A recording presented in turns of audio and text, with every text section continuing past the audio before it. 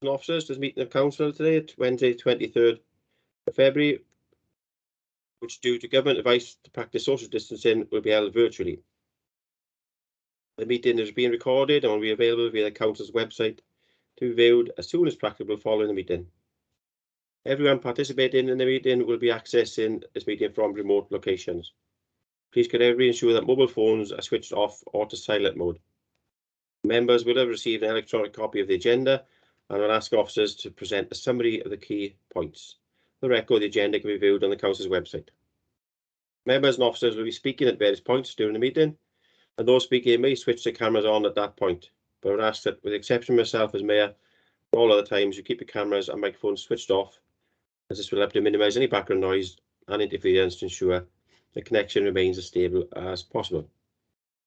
If any members and officers wish to raise a point or question, they should use the hands up icon on the screen and I'll come to you in the order I receive requests. Please don't use your microphones until I invite you to do so. Please lower your hand once you have finished speaking. Please also only use the chat function to indicate if you have joined or are leaving the meeting. In the event the council requires a vote on any item of business before it at the meeting, Democratic Services Officer will call the name of each member present in turn and request them to vote verbally, either for, against or abstain. I'll then ask the officer to announce the result of the vote and the council's decision on the item. Officers from Democratic Services and ICT will be supporting the meeting and we will be monitoring the use of microphones throughout the meeting and where necessary to mute those not being used. I'll ask officers to introduce themselves as and when I invite them to speak during the course of the meeting. They too should ensure microphones and cameras are switched off when not in use. We'll now go through today's agenda. Item 1 on the agenda, then we have apologies for absence. And I received, as far as I went, 3 apologies. Well, councillors, Councillor Mary Hughes, Councillor Alta Hussain and Councillor Ross Sturman, and Claire Marchant as well, officer. Any further apologies, please? Councillor Alex Williams. Thanks, Mr. Mayor. Councillor Elaine Venables and Councillor Brian Jones. Thank you. Elaine Venables, Brian Jones. Councillor Malcolm James. Councillor James Radcliffe, Mr. Mayor. Thank you. Family commitment. Take it, no further apologies then. Okay. That's just apologies recorded. Item 2 then, declaration of interest. Received declaration of interest. Personal or prejudicial interest from members or officers in accordance with the member code of conduct adopted by the council on 1st of September 2008. Are there any?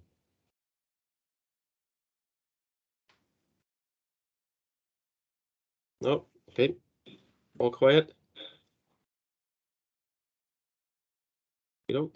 Councillor Clark, could you not take your microphone off, please? Councillor Nora Clark. Thank you. Item 3 then, approval of the minutes from the 19th of January 2022. Mover and seconder, please. Move. Second. Thank you. All in favour of those minutes? I don't hear anything or see any signs. Take it. They are. Okay. Minutes been moved and seconded. Thank you. Item 4 now, we move to the corporate plan 2018 to 2023. I'm not sure if it's Caris or Mark, which officer's taking this? Item 4, please, corporate plan. Caris, yeah? Yeah. Thank you, Mr. Mayor. Thank you. For the purpose of the recording, I'll just introduce myself. I'm Caris Lord. I'm the Chief Officer for Finance, Performance and Change. So the purpose of the report in front of you this afternoon is to seek approval of the Council's corporate plan for the period 2018 to 2023, which has been reviewed for 22-23, and the revised plan is attached to Appendix A for your information. The corporate plan for the period 2018 to 2023 describes the Council's vision for Bridgend County Borough Council, our 3 wellbeing objectives and our organisational values and principles that underpin how we will work to deliver our priorities. The plan represents our contribution to achieving the 7 national wellbeing goals as set out in the Wellbeing of Future Generations Wales Act, and our improvement objectives under the performance duties of the Local Government and Election Wales Act 2021. This latter piece of legislation places new performance and governance duties on local authorities. Evaluation of performance is now a continuous organisation-wide self-assessment of how effectively a council is operating, not only in terms of meeting wellbeing objectives, but how it's delivering its functions, using its resources and governing itself. The Local Government and Elections Wales Act seeks to establish a more regularised performance and governance system that puts the onus on the council to take ownership of its own improvement. Accordingly, each council is now required to undertake an annual review of the extent of its exercising its functions effectively and whether it's using its resources efficiently. A report on the council's performance must be published and sent to Welsh Government, Audit Wales and other regulators. As part of these new requirements, the council will have to consult with residents, businesses and council staff regarding its performance. And the council will also be required to make arrangements for an external panel appointed by the council to assess its performance, and this review should take place at least once every 5 years. Between October and November 2021, the corporate plan has been refreshed for the coming financial year and has been discussed with corporate directors and heads of service across the authority. This has enabled officers to consider any emerging priorities as part of the COVID-19 recovery and renewal work, to take account of any external regulator feedback, and to streamline the commitments and performance indicators to ensure a strategic focus on achieving our wellbeing objectives.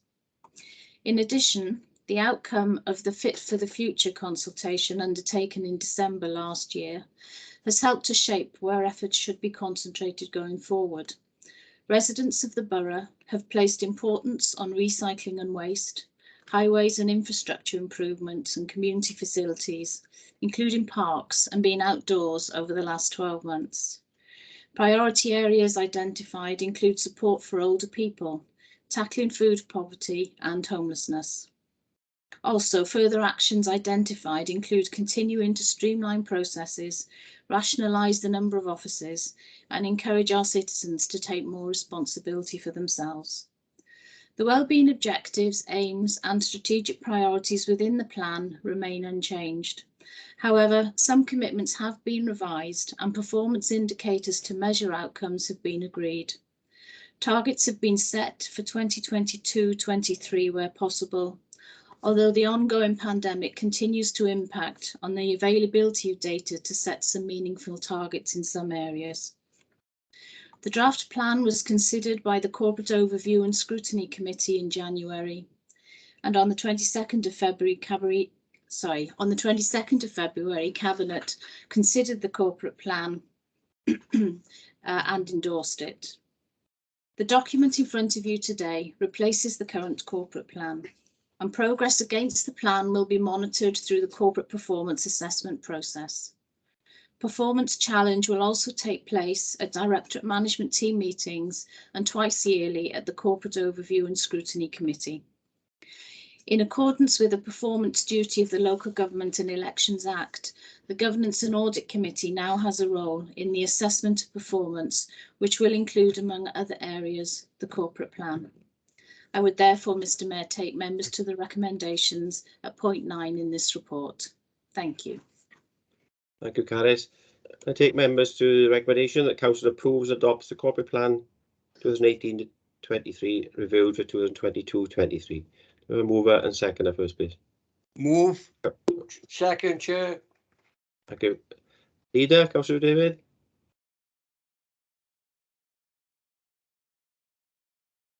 Leader.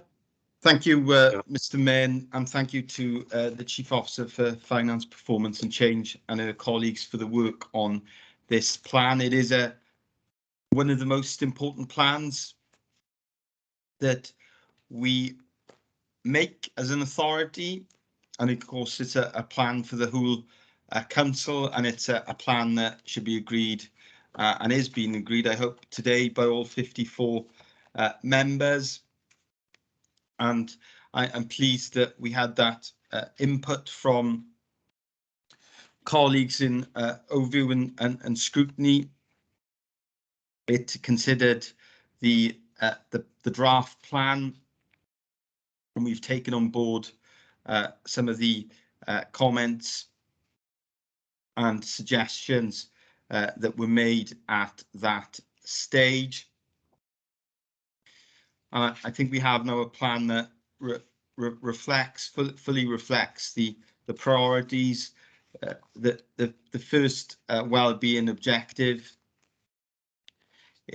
is a well-being objective that is particularly important as we experience the tumult of the pandemic and the impact that's had on our economy.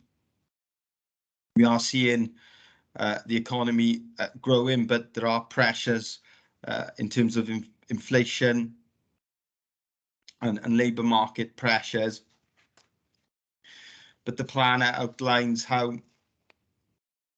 we've got huge ambition for the county borough, the economic benefit and impact when we complete the redevelopment and extension of Maestic Town Hall as an arts and cultural hub, because we know how important arts and culture is to our economy. The very exciting plans that we have for the waterfront and regeneration in Porthcawl, and then the very significant plans we have for relocating Bridgend College's campus from Cowbridge Road to the town centre, which dovetails with our other key objective of improving educational outcomes. Of course, we know that developing state-of-the-art further education and higher education facilities, having higher education facilities for the first time in our town centre, will improve educational outcomes, but we are also confident that it will deliver a major boost to the town centre by bringing students, staff and visitors into the town, and that will of course benefit all the businesses in Bridgend Town Centre. And then there's reference to the number of businesses that we have supported and will continue to support. Our second well-being objective is of course about keeping people healthy and resilient. And again, we know that the pandemic has tested our services, tested our communities, but included in this plan is our vision of how we'll continue to support people. So a particular note, Mr. Mayor, is our plans and ambition around continuing to support those people who are homeless or threatened with homelessness. We are experiencing a record level of homelessness. Sadly, in Bridgend County Borough, that is an experience that is repeated across the country, with between 200 to 300 applications a month from people who are either homeless or under threat of being made homeless. We are progressing at pace our plans to develop much more move-on accommodation for people who are sleeping rough, developing far more permanent housing solutions as well, Mr. Mayor, and I know that the details are in the plan for that, and of course how we will invest in and sustain our social services and early help functions, which are under major pressure at the moment. And then finally, smarter use of resources, Mr. Mayor. The climate emergency that we declared and was the focus of so much attention in Glasgow has not gone away because the conference is over. That was important for some politicians, but actually we were working on our climate emergency response a long time before that, and we'll be working on it a long time after that.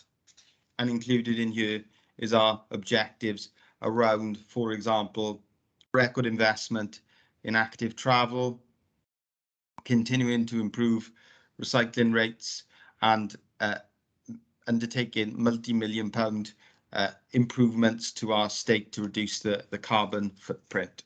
So I'm very pleased that we've got the corporate plan here today, and I think it's good to go, Mr. Mayor, and I'm pleased that all members support this, and of course it underpins and dovetails the medium-term financial strategy. So much of what is in here is dependent upon us adopting the medium-term financial strategy, and that is why they are adjacent to each other on the agenda. Thanks, Mr. Mayor. Okay, thank you, Leader, for that. And the recommendation has been moved and seconded. And I don't see any further indications anybody would like to speak, so I take it that we're all in favour of the report. Yeah. Right. Okay. Right, thank you. Can I just remind members as well, as we move through the agenda today, that if you leave the meeting and rejoin or join late, you will not be able to participate in any vote on that particular item. You need to be present from the very start until a vote is taken. And that will be recorded in chat, and officers will be recording if any member does join or rejoin late.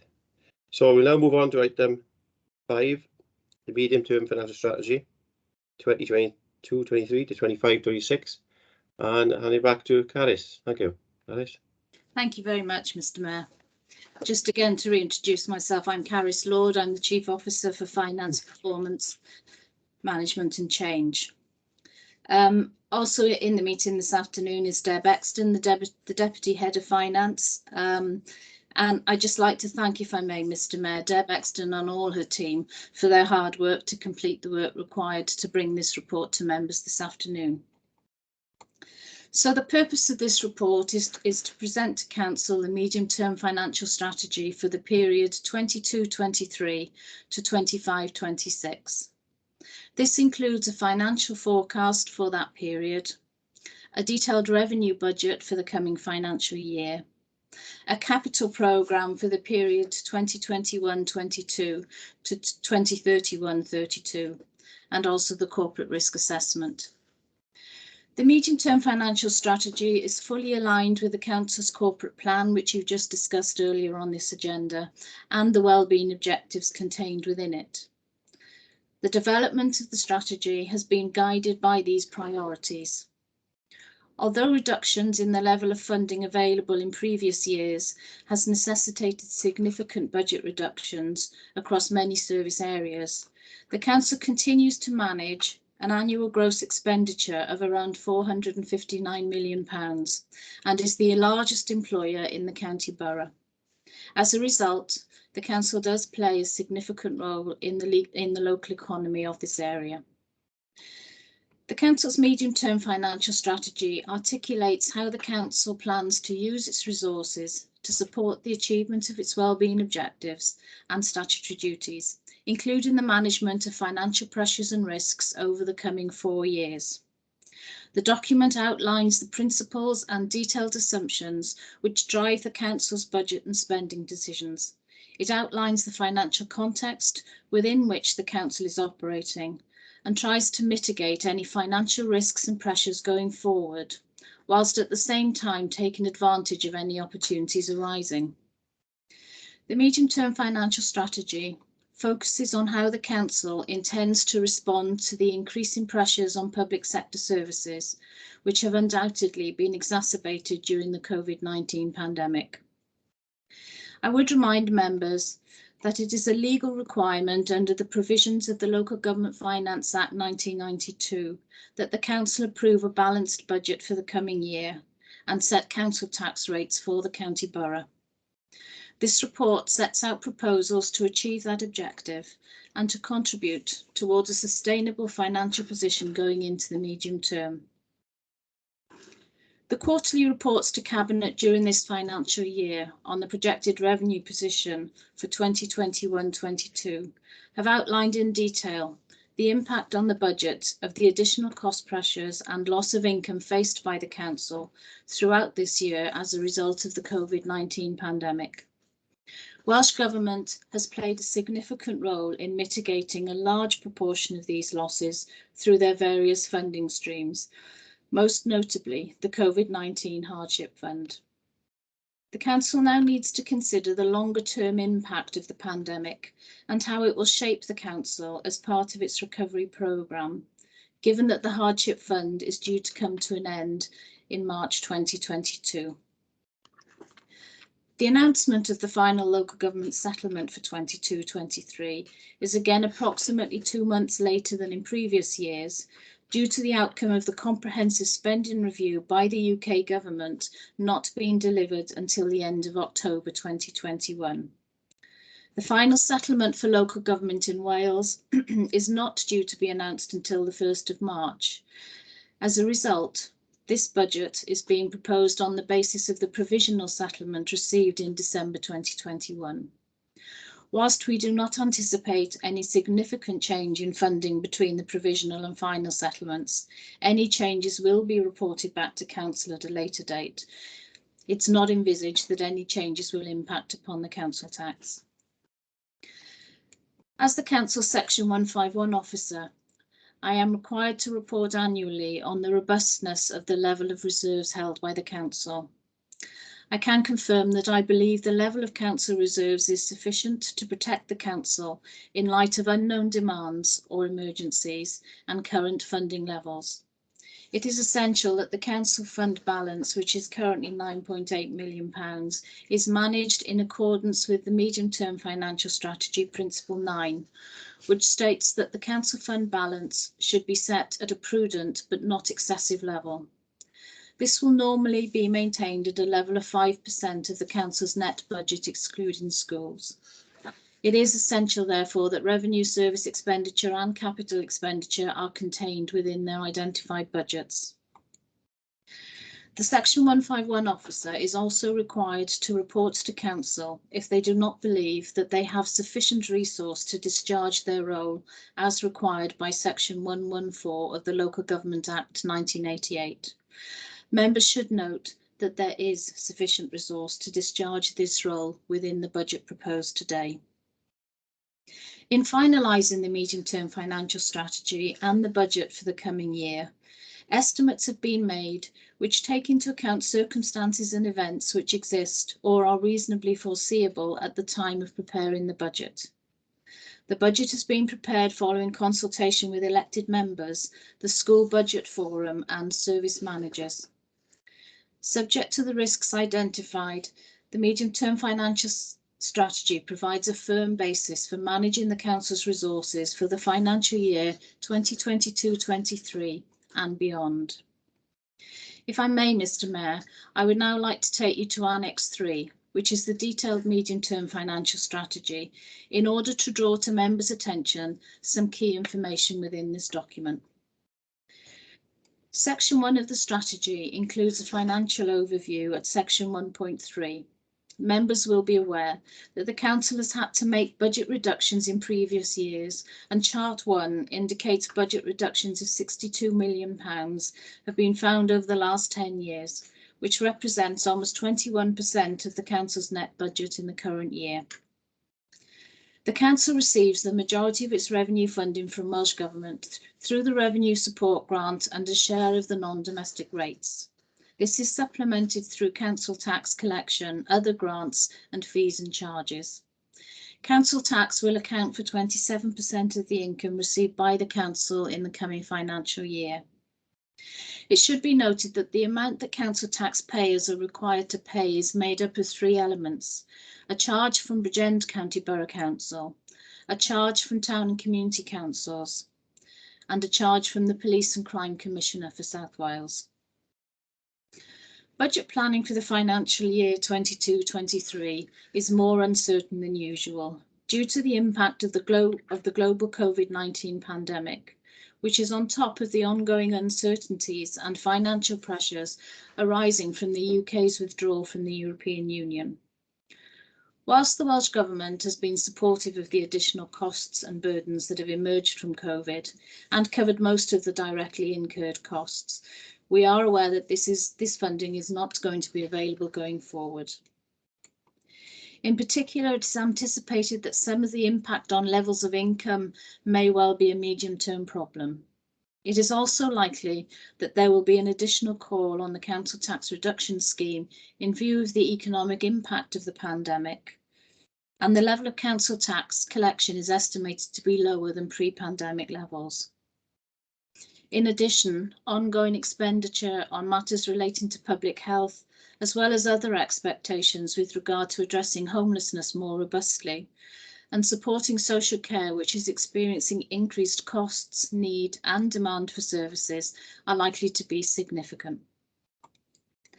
In section 2 of the medium-term financial strategy, further context is provided, detailing both financial and non-financial information, which has shaped the final financial position of the council.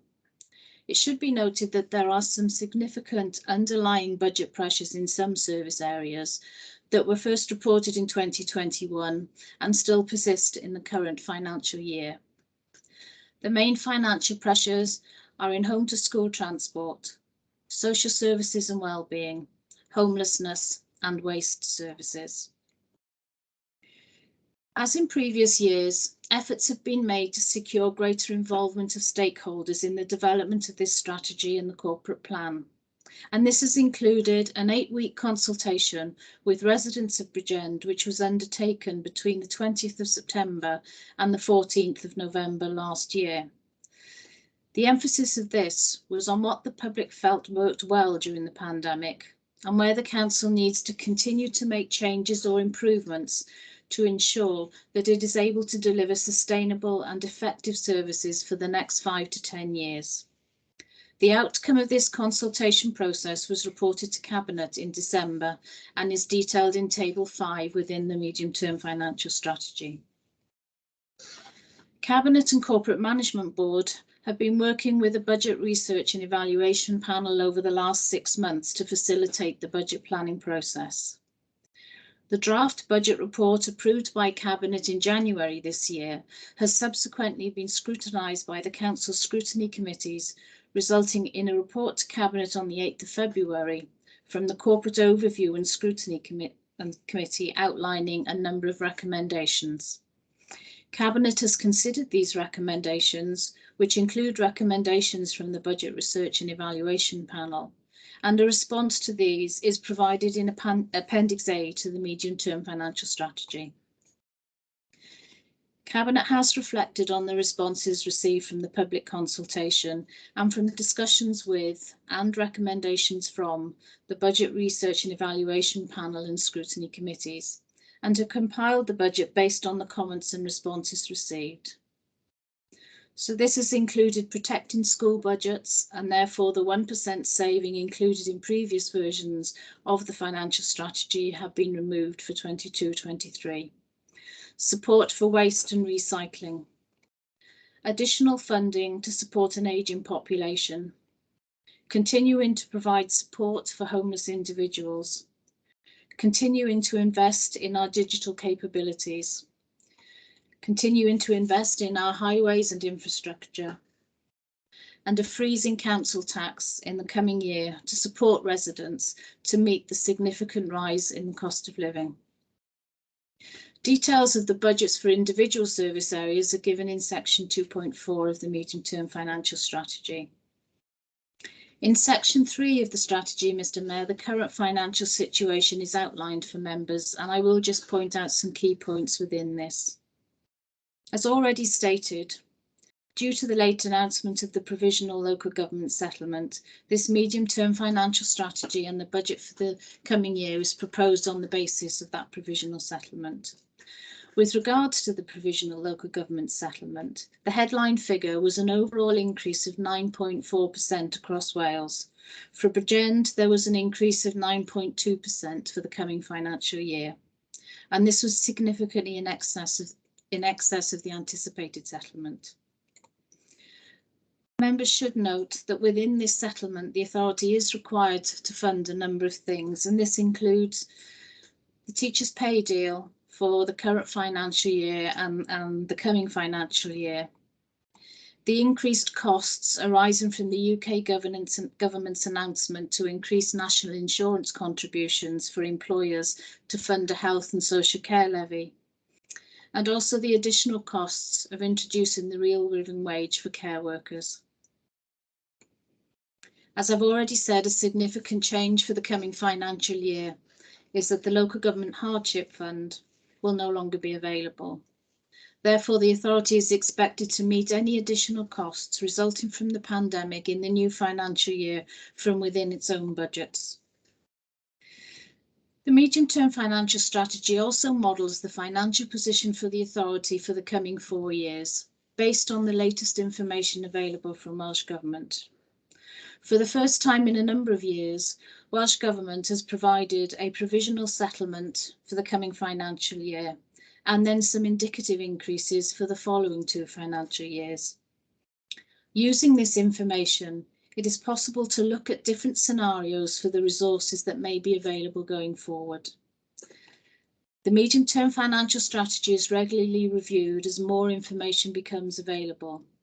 This is particularly important given the uncertainties around Brexit and the fallout from the COVID-19 pandemic in the coming months and years.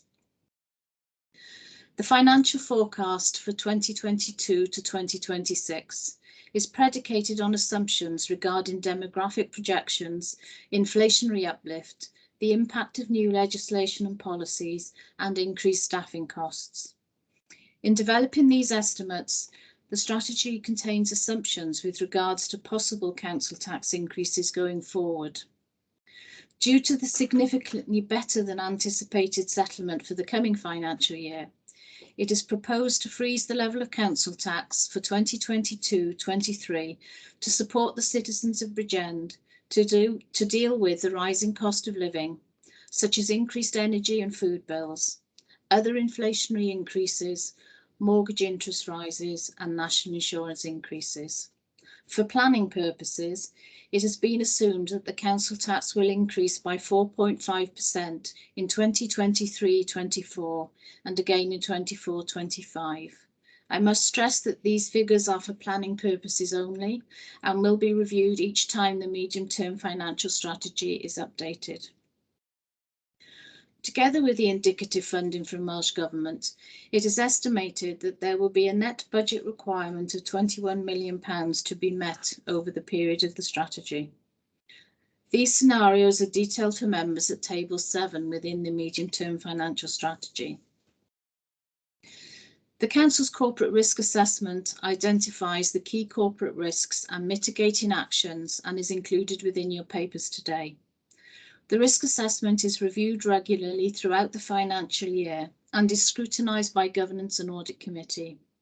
These risks have been taken into account in the preparation of this document, and where there are identifiable financial implications, these have been provided for either within the budget or earmarked reserves.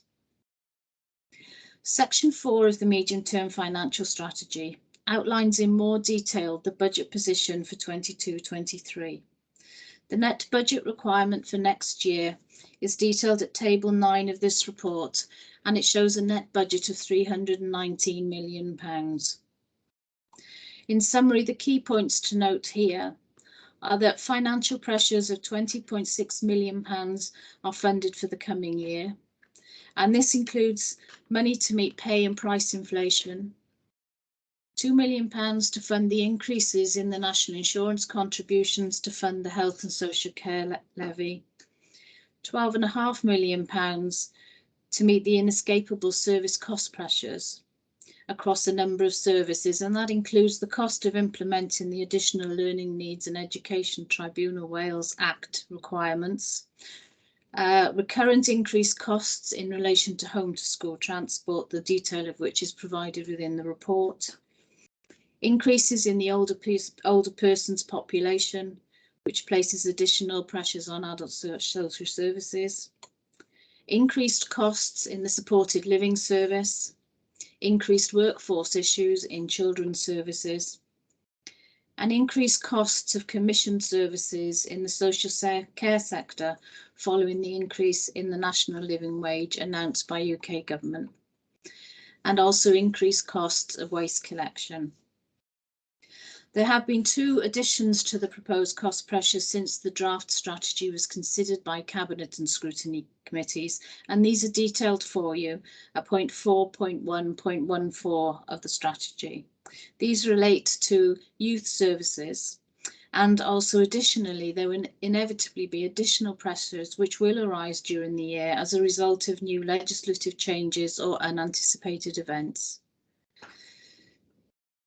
Certain areas have already been identified where additional resource could be required, and a provisional allocation of £500,000 has been set aside for these whilst further work is undertaken. Funding will be allocated in year subject to business case approval where necessary. Members can find further details regarding these cost pressures in Appendix C of the strategy. Due to the better than anticipated settlement, it has been possible to reduce the proposed budget reductions, although proposals totaling £631,000 have been identified. Members can find these detailed at Appendix D of the strategy, and these have not been changed since the draft MTFS was reported to Cabinet in January. Members will be aware that South Wales Fire and Rescue Authority is funded by raising a levy on its constituent councils based on population. Within the strategy, reference is made to this at paragraph 4.1.20.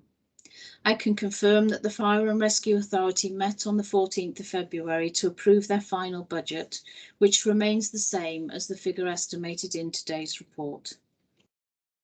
The Council does raise income via fees and charges, and these are reviewed on an annual basis. A schedule of fees and charges for the coming financial year will be published on the Council's website in accordance with the fees and charges policy that was approved by Cabinet in October 2021. As well as the revenue budget, the medium-term financial strategy also deals with the proposed capital programme for the period 2021-2022 to 2031-2032. This 10-year programme has been revised during this financial year to bring it up to date and to take into account new capital schemes as they have been developed. Within the Welsh Government provisional settlement for the coming financial year, £6.6 million is being made available to support capital expenditure. And as with the revenue settlement, indicative figures have been received for the following 2 years. However, these have only been provided on an all-Wales basis to date. Due to the limited capital finances available, services have not been asked to submit bids for funding at this stage, although it is recognised that there are a number of capital pressures that will need financing going forward, including issues to support economic recovery, decarbonisation and homelessness. In addition, financial pressures arising as a result of the impact of the pandemic and Brexit, which were reported to Council earlier this month, will be monitored to ensure that the schemes already agreed can be fully funded to ensure their completion. The capital programme contains a number of annual allocations that are met from the total general capital funding for the Council. The proposed allocations of these for 2022-2023 is shown in Table 14 of the strategy. The latest capital programme was approved by Council on the 9th of February. Within today's report, it is proposed to include an additional sum of £2 million in the capital programme to enable the authority to continue to invest in and proactively maintain our highways infrastructure. On the 7th of February, the Council was informed by Welsh Government of an additional general capital grant of £3.1 million for the current financial year. This funding can be used to support the effective management of our capital programme. In line with the grant letter, it is proposed that this funding is slipped into 22-23 and allocated accordingly within that financial year. This enables a proper review of all possible new schemes to be undertaken to ensure that members can be assured of the purpose of the scheme, the full cost of the scheme, any risks associated with the proposal, and the likely timeline for completion of the scheme prior to its inclusion in the capital programme. Any further new proposals for capital funding will be considered in light of and in line with the proposed capital strategy for the period up to 2031-2032 and will be brought back to Council for approval at a later date. The revised capital programme, Mr Mayor, is outlined in Appendix H this afternoon.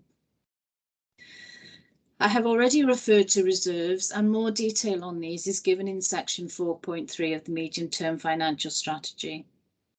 At the end of March 2021, the council fund stood at 9.7 million, which is 5.01% of the 21-22 net budget, excluding school delegated budgets.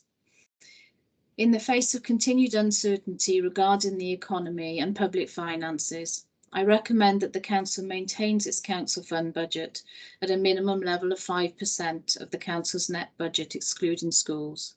This will be monitored and will depend upon financial performance during future periods on the need to cover against specific risks as they arise through the earmarked reserved process. An overview of the council's reserves was undertaken at the end of September and at the end of December 2021 in accordance with the council's reserves and balances protocol.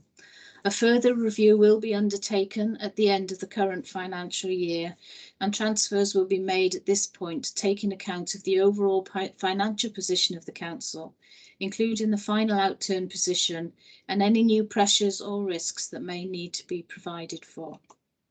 In addition, directors will be invited to submit requests for earmarked reserves to meet any specific unfunded pressures they expect to arise in the coming financial year, and these will be considered in the context of directorate outturn position as well as that of the council as a whole.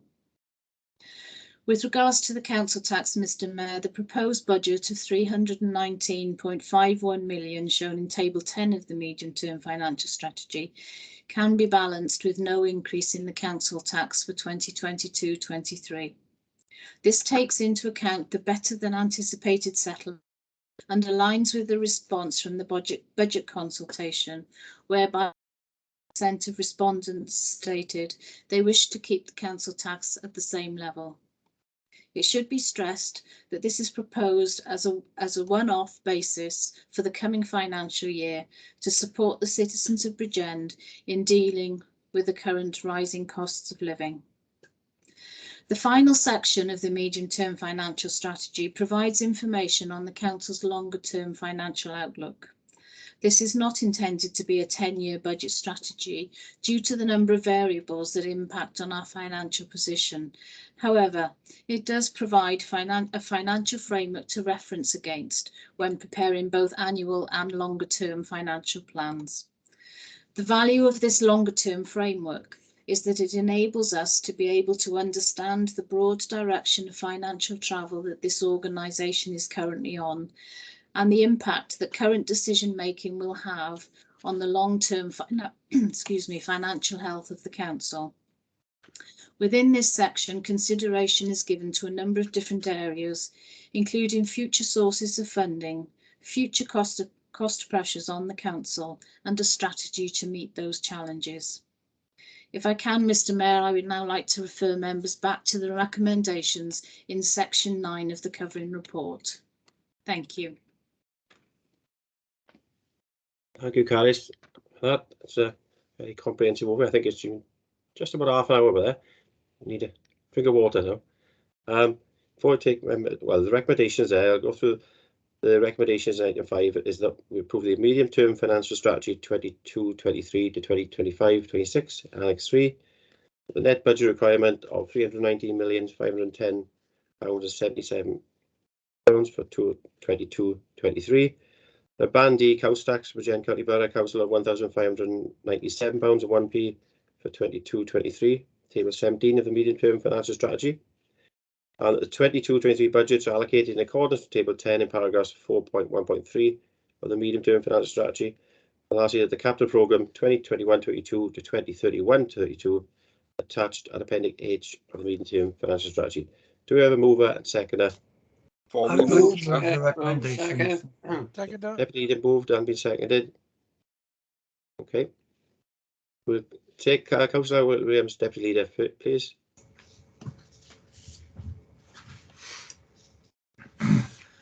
Thank you, Mr. Mayor. And if I may begin by thanking Caris. I know she's only just recently joined us from a neighbouring authority, but she's certainly made that transition very smooth, and she's a very valued and welcome member to the team. And I'd also like to thank Debbie and Joe and Nigel. Obviously, they've been here for a little bit longer, and they put an enormous amount of work into preparing these documents for us this afternoon. So adopting the midterm financial strategy and setting a balanced budget is one of the many roles of a councillor. The Local Government Finance Act 1992 sets out what the council has to do to set a balanced budget. There have been many contributors that have helped shape the proposals before us, and the Budget Research and Evaluation Panel began their in-depth analysis of the Council's finances back in July of this year. And of course, it's not the first time they've done that. That's been a repeated process. And so, you know, they fully understand the role of budget setting. The public then had an opportunity to contribute, and we went out to public consultation in October and November of this year. Also, we have an obligation to consult with the School Budget Forum, so they have had an opportunity to contribute and bring proposals forward. And then finally, of course, after the draft budget, that then passes to the scrutiny committees, and they have an opportunity to ask further questions and to ask cabinet members on the proposals that we see before us. So we've all had an opportunity to scrutinise the draft budget proposals, and we have a very clear constitutional guidance on how this process must go. So before us this afternoon, we have a balanced budget, and that allows the council to provide hundreds of vital services to the residents, visitors, and people who choose to work in the county borough. And thanks to the better than expected Welsh Labour government settlement, we can protect and enhance those services. The COVID pandemic has had an enormous impact on the way services are delivered, and some have been positive and some have been more challenging. And I want to commend the way that our staff have embraced this new way of working. And I'm pleased to confirm that Bridgend County Borough Council will soon be announced as a real living wage employer. We'd also like to thank the Welsh Labour Government for their support through the COVID Hardship Fund, worth £23 million to Bridgend County Borough Council. We have not been able to provide services without this support. The finance team has helped to deliver more than £52 million of COVID-related grants to eligible individuals and businesses across the county borough. Now, the report before us has been in draft, and it has come through the scrutiny system, as I say, and it's here this afternoon, and there are only minor changes to that report. And they are at EFS 8, has been highlighted by Caris.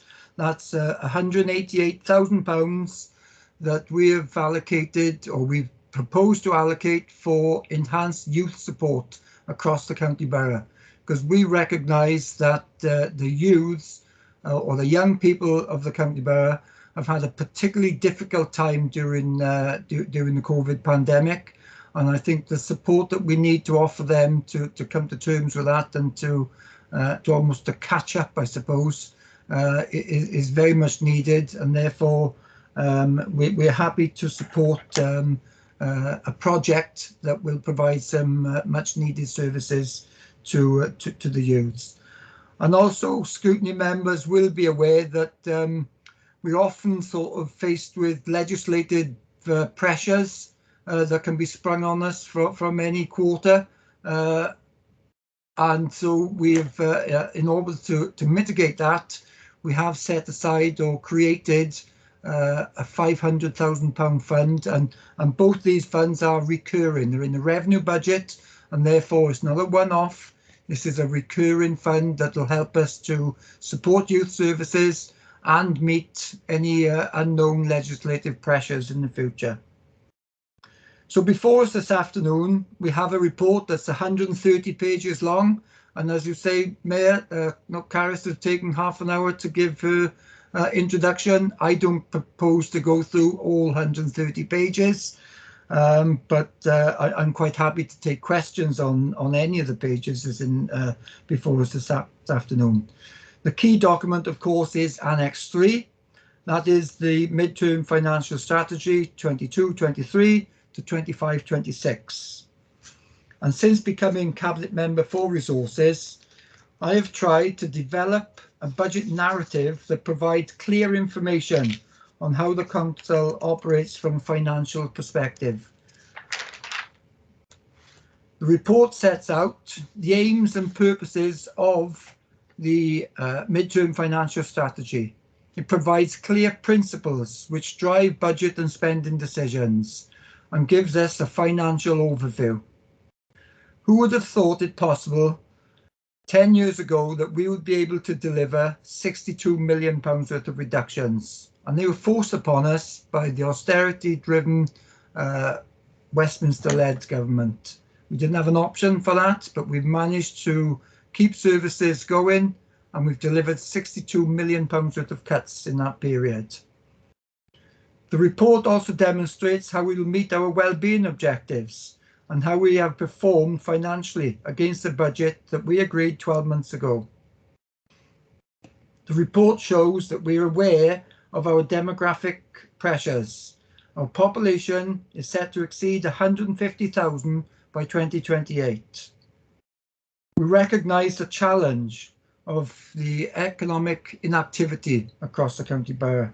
And to meet these future challenges, we will be spending £131 million on schools and education and investing £71 million in our flagship school modernisation programme to provide the very best facilities to provide a quality education and the very best education for the young people of the county borough.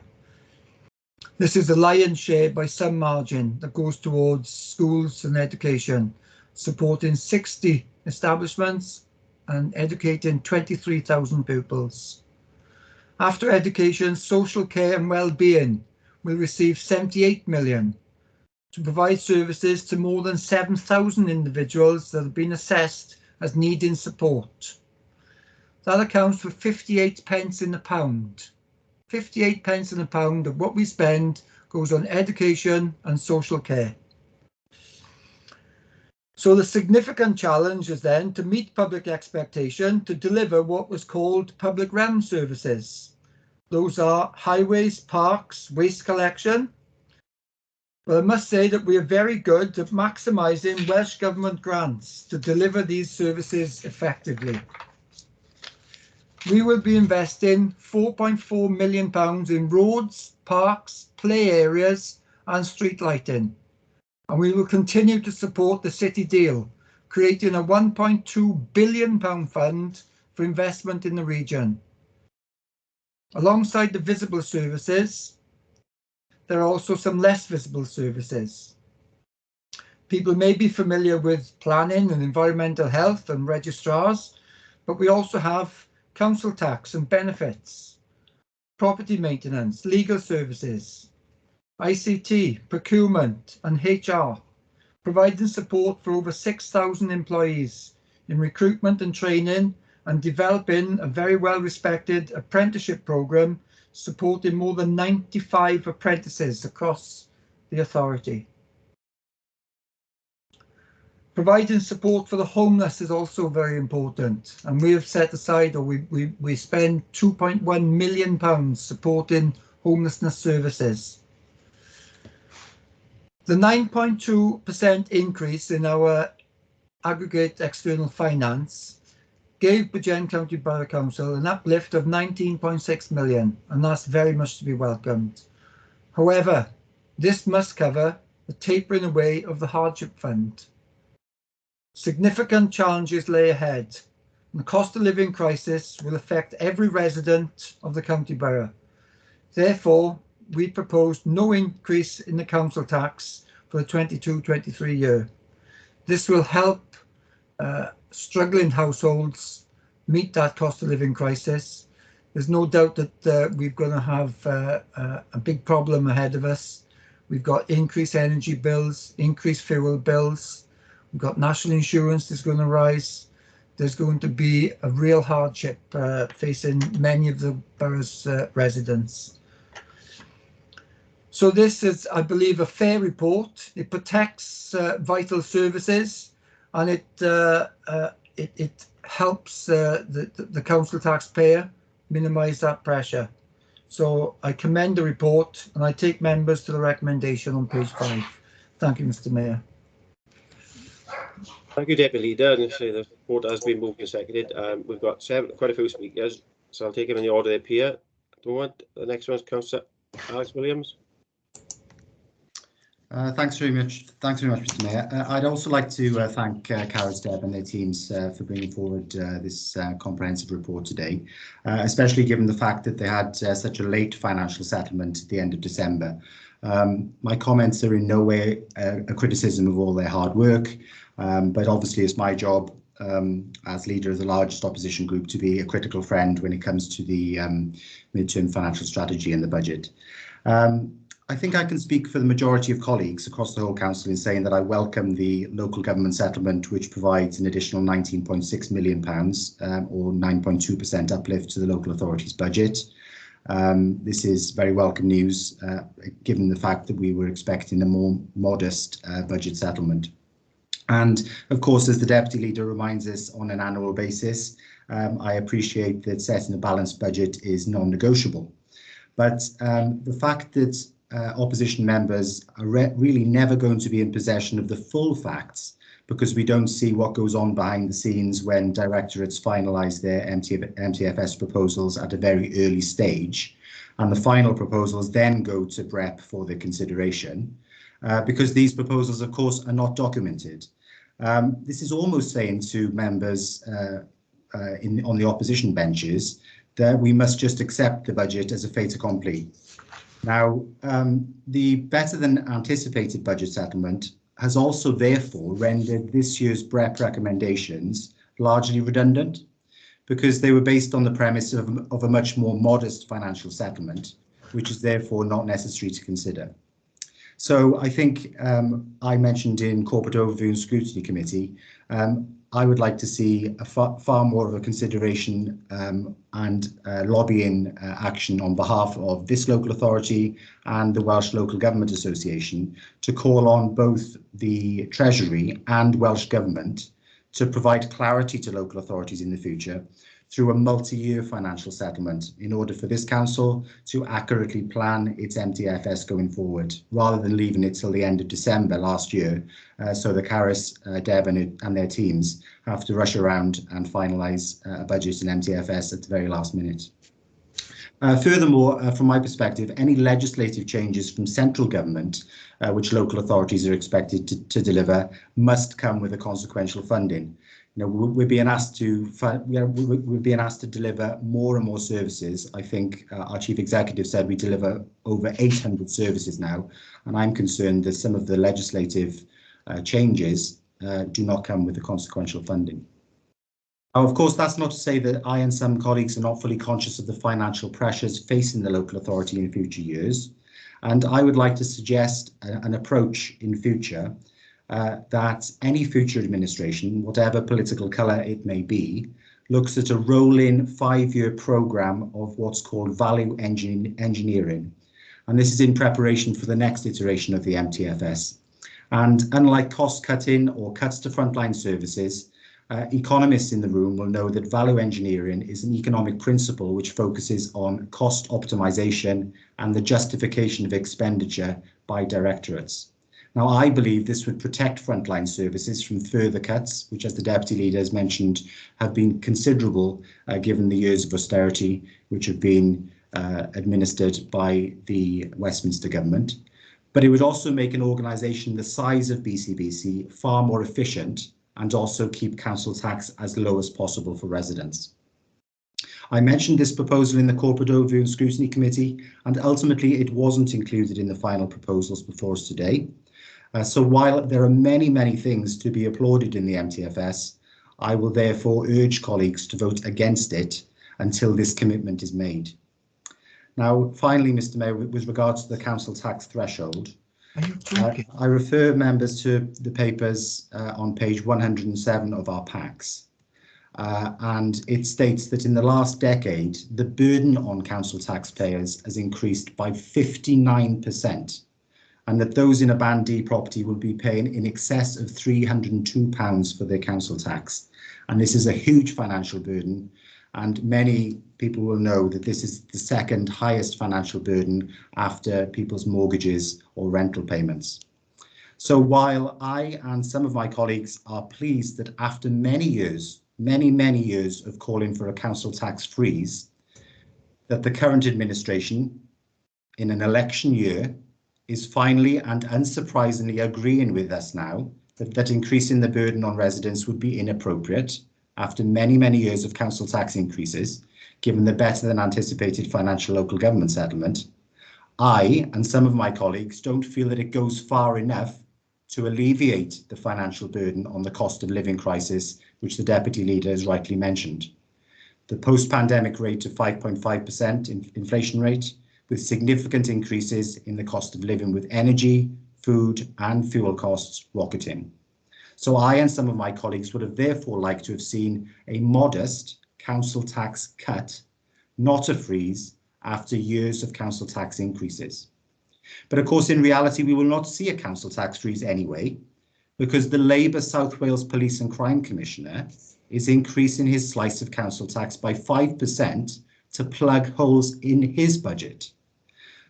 Finally, I refer colleagues to page 199 of our packs and MTFS Principle 8, which states that balances are not used to fund recurrent budget pressures or to keep council tax rises unless an equivalent budget reduction or increase in council tax is made the following year in recognition that balances are a one-off resource. Therefore, as a one-off and to alleviate the pressure on residents in a small way, I don't believe that it's impossible for us to consider a modest cut in council tax to share some of the proceeds from the excellent local government settlement which we've received from the Welsh Government with our residents, which we represent, to shield them from the impact of the increase in cost of living which they will face over the forthcoming financial year, funded by the net underspends which we have in directorate spending, which is consistent in my view with MTFS Principle 8, as long as the previous value engineering exercise is considered, which I referred to earlier. So that's all I wanted to contribute, Mr. Mayor. I apologise for taking so long, but I'd also like to call, when the time comes, for a roll call vote on the MTFS and council tax threshold. Thank you.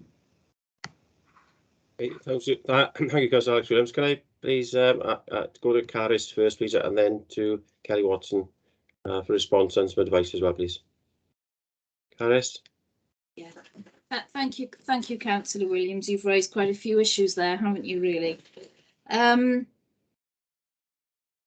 think if I could make a comment from my experience, was actually the BREP process, I think provides members with a lot more information early on in the budget planning process than I'm used to in previous posts, and I think that's a positive.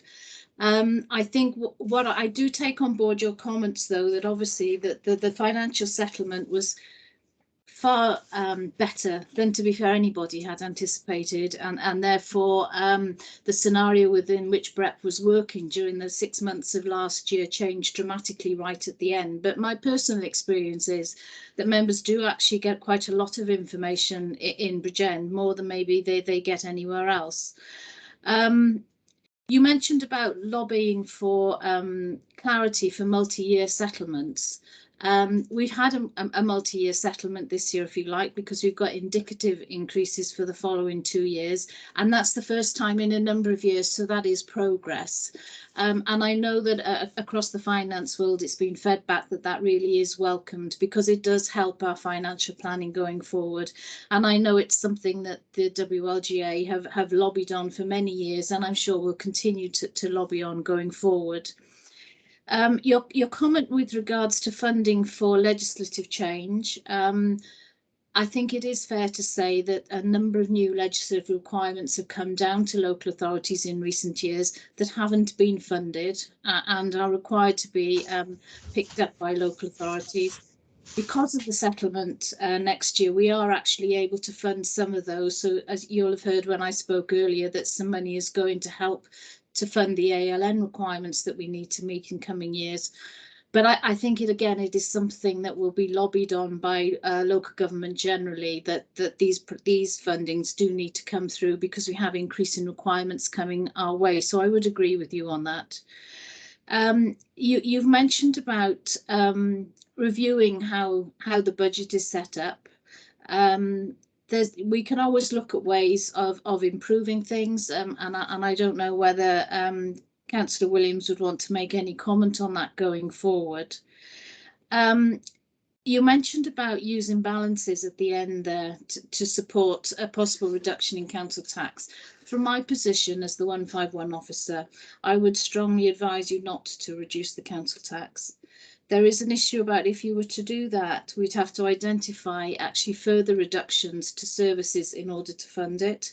I also think that if we lose money from our council tax base, it will be very, very difficult to make that up in the future. Although we have an indicative allocation for the 2 years after the coming financial year, the increase isn't anywhere near as good as it is for the coming financial year, and there are a lot of cost pressures that this council are going to have to meet in that period, which I outlined earlier, around inflation, increasing pressures, and some of the legislative changes that you've spoken about. And to take money out of our base budget at this stage, I think would mean that council tax increases for residents in Bridgend would have to increase significantly in the future years, because if you use our balances to do that, once you've spent them, they've gone and we can't use them again. So I think that covered a lot of what you said. Yeah, thank you, Caris. Can we do for Kelly Watson as well, please? Kelly. Thank you, Mr. Mayor. For the purposes of the recording, my name is Kelly Watson, and I'm the Monitoring Officer for the Authority. I was going to make this point later on in the proceedings, Mr. Mayor, but given some of the comments made by Councillor Williams, it's probably appropriate to update members at this stage. All members will be aware that amendments were made to the Constitution and approved by full council in June 2018, which mean that any alternative proposals or amendments need to be submitted to the Section 151 officer 3 days before this meeting. Members will recall this was to allow the finance team opportunity to consider the proposals and ensure they provide for a balanced budget. This year, no proposals or amendments have been received.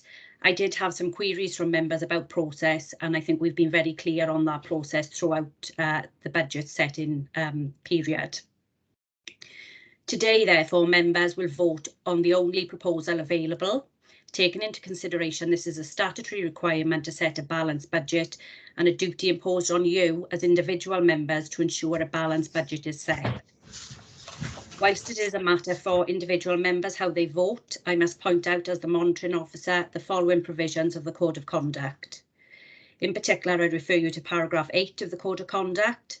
This states when participating in meetings or reaching decisions regarding the business of your authority, You do so on the basis of the merits of the circumstances and in the public interest, having regard to any relevant advice provided by your authority's officer. The officers are listed and they include the Chief Exec, the authority's Chief Finance Officer and the authority's Monitoring Officer. If you should give reasons for all your decisions in accordance with any statutory requirements and any reasonable additional requirements imposed by your authority. In addition to this element of the code, I would also advise that voting against these proposals, knowing that this means a lawful budget isn't set, is likely, for the reasons as set out by Caris, to bring the council into disrepute.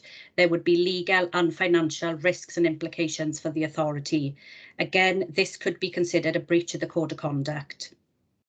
The budget setting process has been ongoing for a number of months and has involved scrutiny, prep and public consultation.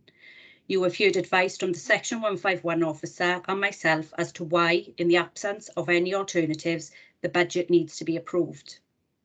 I would therefore request that if any member votes against the budget, they are prepared to give reasons for that decision and why they are acting contrary to statutory officer advice. Thank you, Mr. Mayor. Thank you, Callie, for that. That makes that quite clear. And Councillor Alex Williams, I take it the proposal is, as far as I'm concerned, it's ruled out of order because it doesn't comply with our constitution. And we'll now go to the next speaker, Councillor Amanda Williams, please. Excuse, could I come back then, Mr. Mayor? On Councillor Williams, I think you've had enough. No, I think you've had a fair shot. You've had. Oh, to be honest with you, it's referring to my remarks. So if I may beg your indulgence. Right. Very quickly, please, because we have got a lot of speakers waiting. Thank you. Yeah, I'm sure. Yeah, sure. Thank you very much, Mr. Mayor. I've already outlined the reasons why I've suggested that I would like to vote against the MTFS. And as I mentioned in my remarks, it's almost as if it's a fait accompli or holding a gun against our heads to agree with this budget before us today. Now, we have a duty to residents, so if we therefore disagree with the MTFS proposals before us, we should be entitled to vote against them. So therefore, I'd like a roll call vote and I'll be voting against.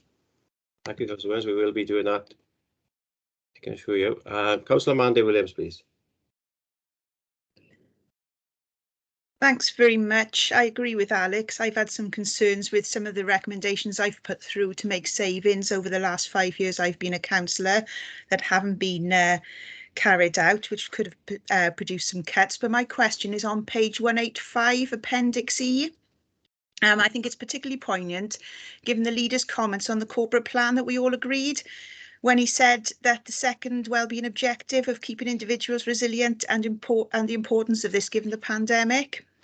So the question is on the increased cost for individuals using council land for community events, for example, or Race for Life events, etc., in that the cost will be increased to reflect full recovery. So my questions are, how are these figures calculated and what do these costs include? Because I'd have thought costs would depend on the facilities. They would be different for each facility, plus it would be the same cost no matter who was using the facility, regardless of age, although I do like that there is a reduction for children. In the last council, we agreed £50,000 towards a golf tournament sponsored by Rolex with a prize fund of 1.5 million. And yet now in this, we're saying local groups will have to pay more for community events that are vital for mental health and well-being and to raise funds for charities, which is crucial at this moment in time. Thanks very much. Thank you.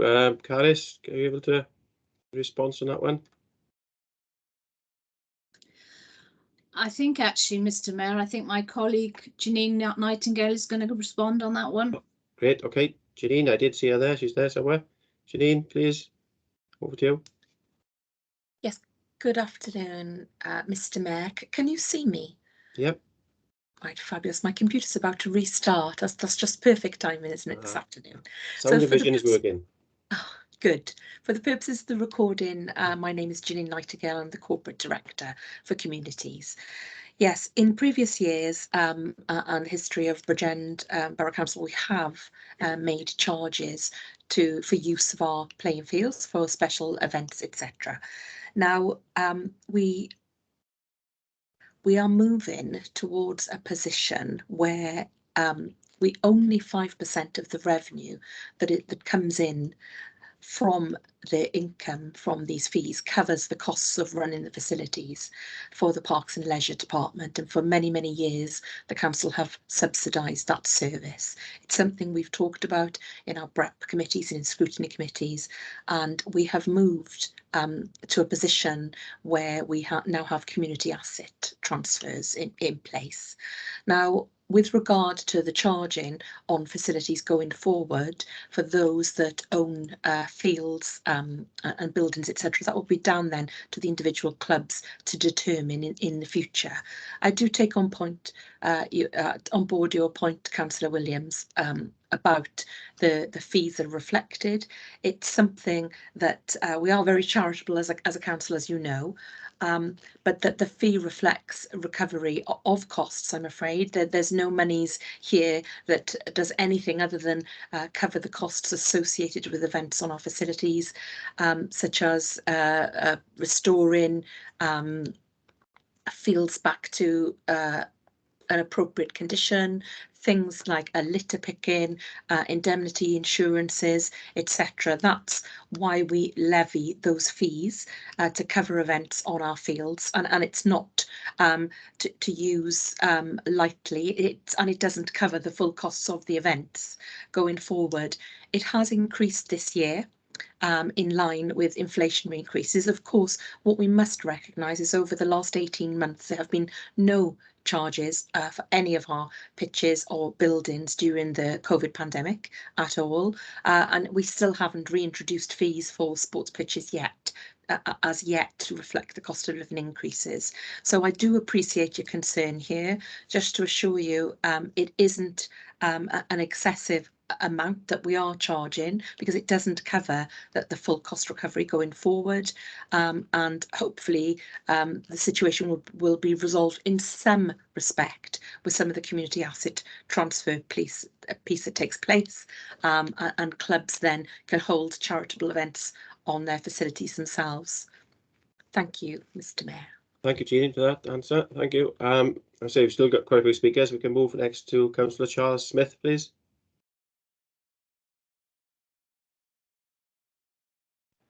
Right on cue, Mayor. My computer's telling me it's going to restart, but it won't be doing that for another 59 minutes, I'm reading here. Yeah. So I think I'm all right.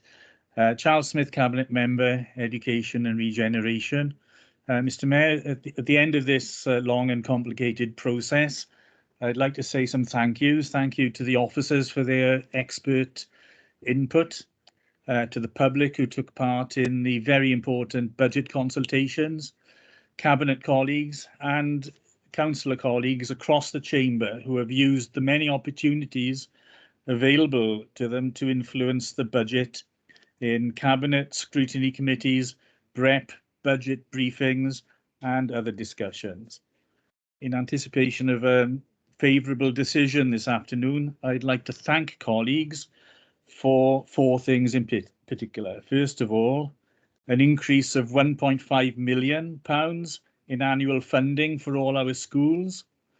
Secondly, continued support for nursery and preschool provision, which goes beyond the statutory minimum and indeed is probably the widest provision amongst all the 22 councils in Wales.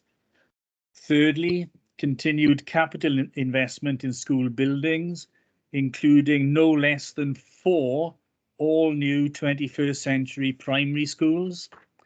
And fourthly, major regeneration projects in the centres of each of our 4 towns, regeneration projects which will be history-making and game-changing. I support the recommendations, and when there's a roll call, I'll be proud to vote in favour of higher school budgets, nursery schools, new primary schools and regeneration projects. Thank you, Mayor. Thank you, Councillor Smith. Next we have the leader, Councillor Hugh David, please.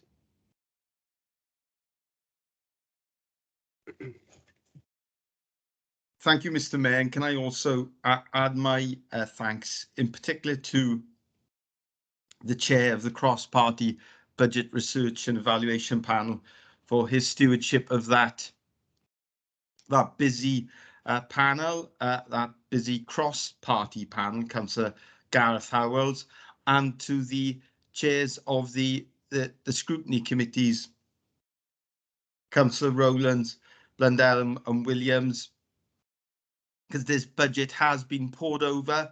Once again, there has been countless opportunities for members to identify alternative savings and propose those alternative savings and proposals.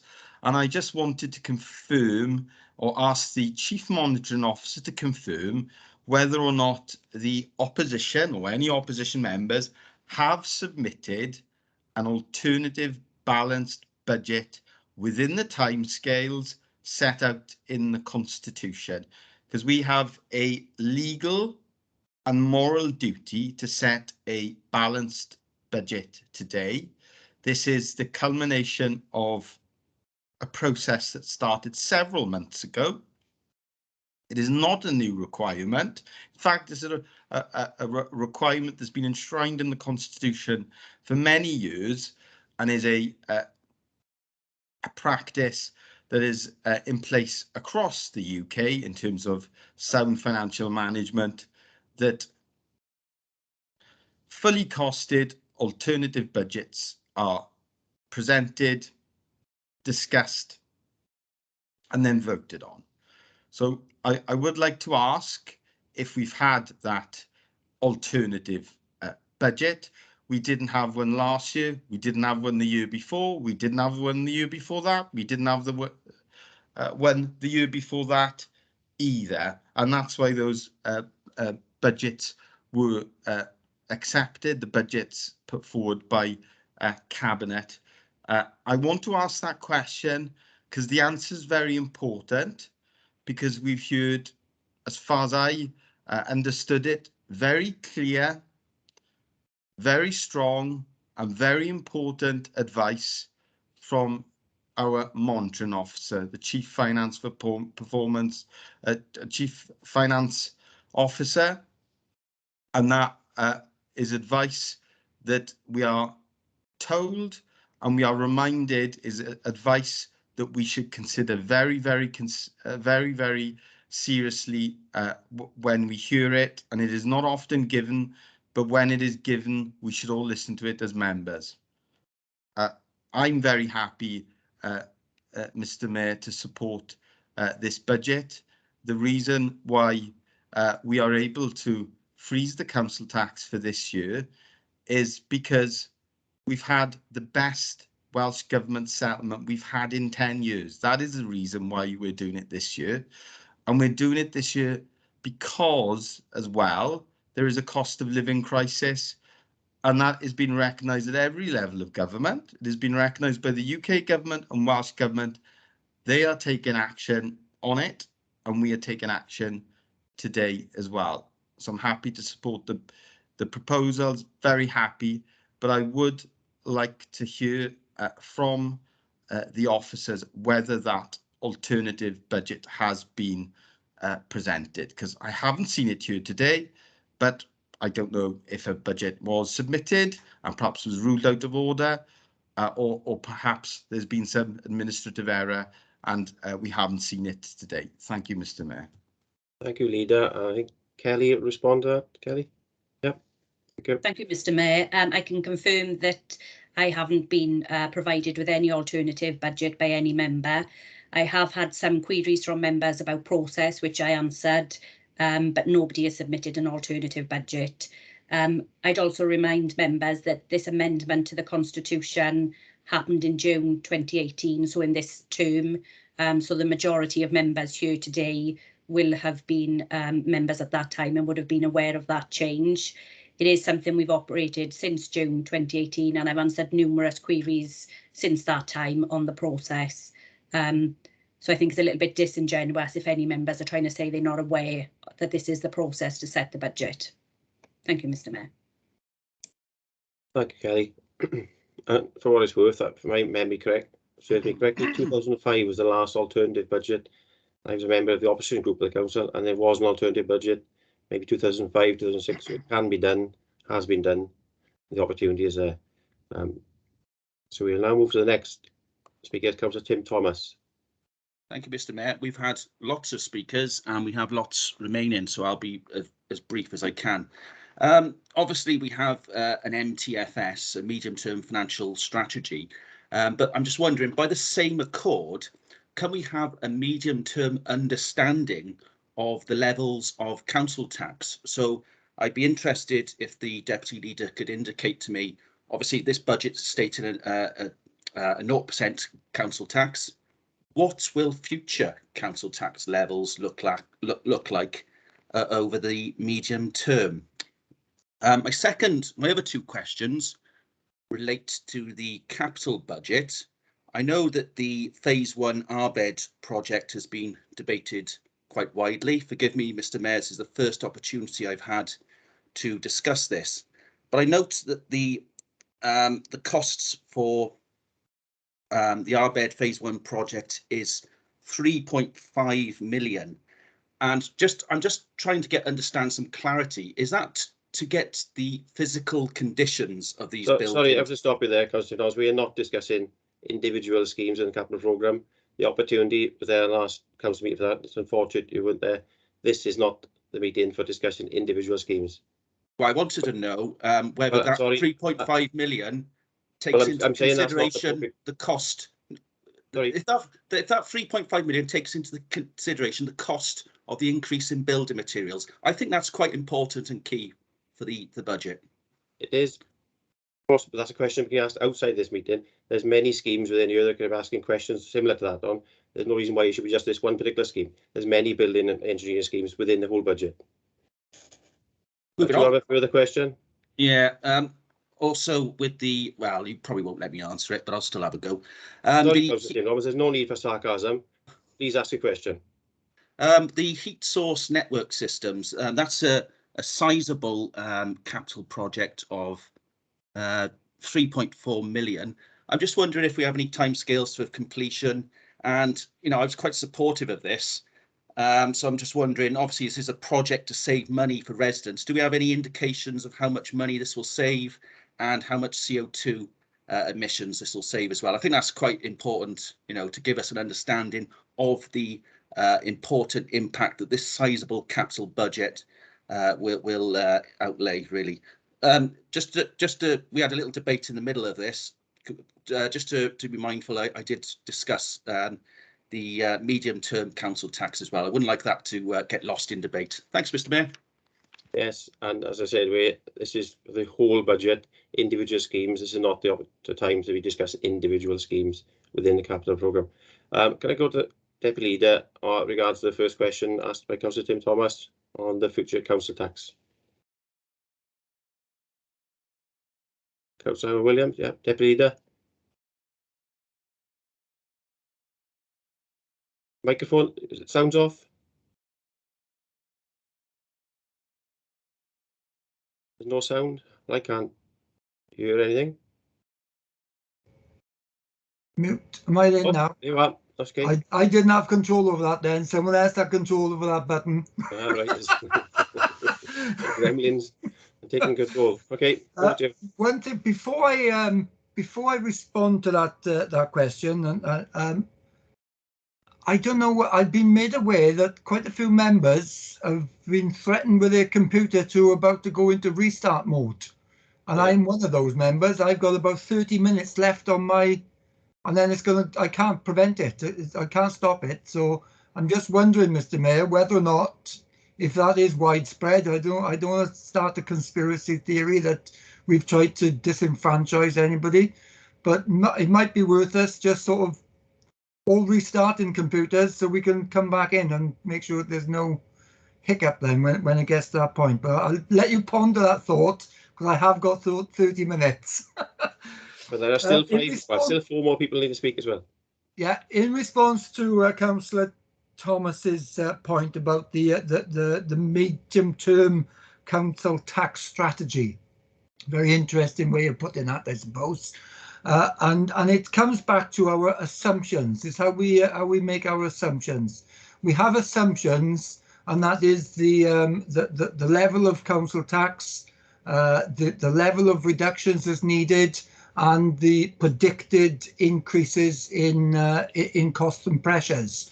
And that's an equation that is constantly updated. And I'll take him to table 7 of the report. And in there we have a best scenario, most likely scenario, and a worst scenario. And so in our best scenario, our reductions or our cuts for this year are 631,000, and they are 22-23, yeah. And that takes us along. And then so we got next year now we've got a best scenario of 4.6 million. Now I can alter that figure, and I can alter the 4.5% in council tax, but it won't actually make the balancing any different. So I can increase the number of reductions to reduce the council tax. I hope I'm clear on that. That council tax gives us an indicative figure going forward that indicates then the amount of pressures that we can accommodate and the amount of reductions that we need to find to balance. And so I think that's about the best answer I can give on that one. If I can very quickly come back to Councillor Alex Williams's points, because he made some points around the process. First of all, I was disappointed that he feels that he didn't have access to the necessary information. Being a member of the BREP committee, I was disappointed to hear that. You know, I mean, if there's anything that he feels that he needs, then you know, it's probably a bit late for this this time now. But if I am fortunate enough to be in a position of influence after May next year, I'd be quite happy to share any information that he feels he needs to make his decisions. Regarding the process and his different method of budgeting, well, you know, that was there for him to debate in the scrutiny process, and if that had been a recommendation of the scrutiny committee, then of course we would have given a professional response to that. Regarding the Councillor Williams's Special Day Events Fund, I must say that we will put, my understanding that was for very large special day events that did incur quite significant extra cost, but we will certainly have a look at the process around that and the way that might be implemented. So I can certainly take that one away, and we'll have a look at that one. Thank you, Mr. Mayor. Again, I've only now got 20 minutes left on my screen, so can I request that we possibly have a 5-minute recess at some point to restart? Yeah, thank you, Deputy. I was going to suggest that I think there's 3 more speakers, and then maybe maybe have a recess and perhaps for 10 minutes because it can take a couple of minutes to get the computer restarted. So we'll take the Councillor Ross Thomas, Councillor Matthew Voicey, and Councillor Pam Davies, and then we'll have a 10-minute recess and restart, and everybody come back in before we take the vote. We all should be. It last that long. Well, Councillor Ross Thomas, let's see how quick we can. Well, not quick, but Councillor Ross Thomas, over to you. Diolch, Mr. Mayor. Given the constraints of time, I will be very quick. I just want to thank the finance team as well for their input to get us where we are today. I just want to make a quick observation around reserves. We often talk about reserves being emergencies or rainy days. Well, let's be perfectly honest, it's about to start pouring. An emergency is synonymous with crisis. We'll all be only too aware of the cost of living crisis that will not likely escape any resident, I wouldn't think, of Bridgend Borough within the next 12 to 18 months. Added to that, I'm personally mindful of the fact that within our boundaries of Bridgend County Borough are some of the most socioeconomically disadvantaged communities in Wales, where poverty has the tightest of grips. There's been much focus in recent years around jams, those families just about managing, treading water effectively. It's with these families in mind that I think further consideration could have been given to a minus level of council tax to further help shoulder the burden in a one-off commitment. I'll just make that observation. Thank you, Mr. Mayor. Thank you, Councillor Thomas. And Councillor Matthew Voicey. Thank you, Mr. Mayor. Like previous speakers, I'll keep it as brief as I can, but knowing me, that probably will ramble on a bit. The budget, I feel it's appropriate at this meeting that councillors have their say and should be allowed to put alternatives forward, amendments. I agree that it's an issue of making sure that the budget balances. Where else can we debate things in the public domain, in an open environment? And that's what we're here for. We know why the Constitution was changed, to stifle debate and to stop members actually being able to come to the council chamber and have their say. Sorry, Councillor Voicey, can I stop you there? Can you withdraw that claim? No, I won't withdraw that claim. Well, well, I'm sorry, that is out of order. Can I ask for Kelly advice on that, please? Yeah, I just wanted to point out that obviously if the amendments or alternative have been put forward in accordance with the Constitution, they would have been tabled today, so they could have been then debated in the public forum. But obviously they do need to be submitted in advance so that the finance team could come to this meeting today and say whether they're satisfied that that would be a balanced budget. Thank you, Kelly. Councillor Voicey, no constitution being changed to stifle debate. Thank you. Would you like to continue? Right. First of all, the generous settlement in an election year, clearly the public aren't stupid. I'd like to agree with fellow councillors that there was an opportunity for a small and modest cut to help with the cost of living issues. I'd like to bring or ask a question regarding an item in the budget that's £500,000. CW5, £500,000 to mitigate emergency pressures. Now, I know Keris has already mentioned that the reserves are there for directors to come and ask if they have issues. So there is £500,000 there with no allocated budget against it. So it's not right that the taxpayer is having to give £500,000, not knowing what it's being spent on, when that could actually result in a 1% cut in council tax. And I feel that you know, that should be something that should have been considered, rather than just a freeze. And I'll leave it there because clearly it's a bit pointless. You know, this is a rubber stamping exercise today, and I'll leave it there. So you feel that way, Councillor Voicey? I think you're wrong there. And 1% is not equivalent to £500,000, but I'll ask Caris to answer your question, please, because she has answered it or clarified once. But Caris, could you come back and clarify the £500,000 budget line? Yes, certainly. Just to pick up on your point there, Mr. Mayor, actually a 1% change in the council tax is nearer to 870,000. So you're right, 500,000 isn't a 1%. I think I would just go back to what I said previously, which is that using our reserves only gives you that one-off benefit. And that 500,000, I think both myself and the deputy have already said this afternoon that there are still pressures being faced by our budgets going forward, despite the size of the settlement that we have.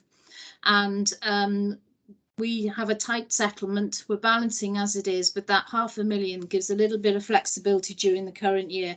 And just to say that once it was agreed, that it would be in the base budget then going forward as well to protect those services as we go forward. I hope that answers the question, Mr. Mayor. Yeah, thank you, Caris, for that. Caris, sorry. I'm trying to get through. We've got Councillor Pam Davis, then we go to the Chief Exec, and then we will have a recess. I just hope people's computers last year was asked Kelly for a bit more advice before we have recess. Councillor Pam Davis. Yes, sorry, Mr. Mayor, this is not about the budget. This is about our computers.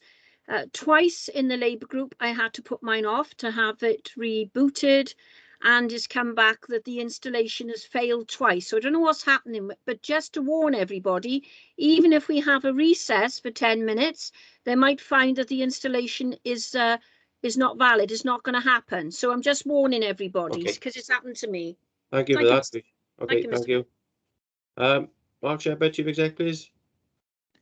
Thank you, Mr. Mayor. I just think it's important that I come in and reiterate, really, that there seems to be some frustration from some members. We've heard the term rubber stamping, we've heard the term fait accompli. I just need to reiterate, really, what has been said by both the monitoring officer, the chief finance officer, and indeed the deputy leader. The Constitution does allow, absolutely does allow, alternatives to be brought forward within particular timescales. And those timescales are set out in the Constitution as described, because we have to be allowed the chance to understand whether it still allows us to set a balanced budget. So, for example, we're hearing today that perhaps there should be some sort of minus council tax. Well, if that was a legitimate proposal and had been brought forward, we've just heard that's about £870,000. What would have to have happened is you'd have to also come up with a balanced budget to tell us where the £870,000 was going to come from. I just think it's important to reiterate that, because I think the impression is being given that there wasn't an opportunity for debate and democratic process, and there absolutely is. It's just that that didn't happen. We did not receive any alternatives within the timescales set out in the Constitution. Consequently, what you have today is the only budget that you're able to consider and vote upon. And I think, again, I don't want to use emotive terms, but I do think it's important that people do understand that it's not quite as being said. There was an opportunity for all members to come up with an alternative budget, should they have wished to do so. Thank you, Mark. Can I ask Kelly briefly before we go to a 10-minute recess? Thank you, Mr. Mayor. Yeah, I think Mark has reiterated some of the points I was going to make, that there is due process. This council chamber did agree that process in 2018, and they should all be fully aware of it. We didn't receive any alternatives. The other things I want to remind members, as I set out earlier, is there is an individual duty on members to facilitate the setting of a balanced budget. And as I've previously explained, my professional view as the monitoring officer is that failure to help facilitate that process is a code of conduct issue. And it's also a code of conduct issue to not take on board advice from statutory officers such as Mark, Carys or myself. Obviously, it matters for members if they want to vote against the budget, that's their prerogative, but I would expect detailed reasons why they're acting contrary to statutory officer advice. Thank you, Mr. Mayor. Thank you, Kelly, for that. I see Councillor Alex Williams, you have had opportunity to speak on more than one occasion. I have, yes, Mr. Mayor, but I'd like a point of clarity, if I may, and that is from the monitoring officer. What would be the consequences of voting against this budget? And just to pick up what both our chief executive and the monitoring officer have said previously, they've both said that it's disingenuous to suggest that we haven't had enough time. However, I've studied the MTFS and budget, like colleagues have, over a significant period of time, and that the local government settlement was only delivered on the 31st of December of this year. So therefore, I would suggest that it hasn't been enough time to actually submit alternative proposals. There hasn't been enough time for us to put forward a balanced budget and an alternative.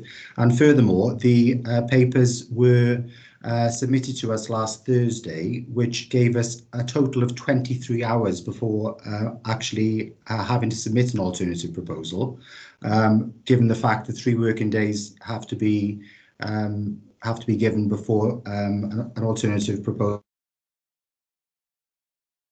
So I would suggest that the next administration really must consider the Constitution in those regards. But I would like clarity on what the consequences would be for individual members if they vote against this budget. Thank you. Right, I'm conscious of time, Councillor Williams. And Kelly, if you can be very brief, just in case somebody's computer's cut off. Kelly? Yeah, thank you, Mr. Mayor. So as I've said, there is a personal duty on individual members. It is part of your role as an elected member to facilitate the setting of a balanced budget. As I've previously said, acting contrary to statutory officer advice is a code of conduct issue. So there could be code of conduct referrals. It's likely to bring the council into disrepute. There could be legal and financial implications for the authority, which would bring the council into disrepute. And again, they are code of conduct issues. Thank you for that, Kelly. I think that's clear enough. I propose now that it's 16:44. So if we can have 10 minutes, by 16:55 to resume the meeting, a short 10-minute recess.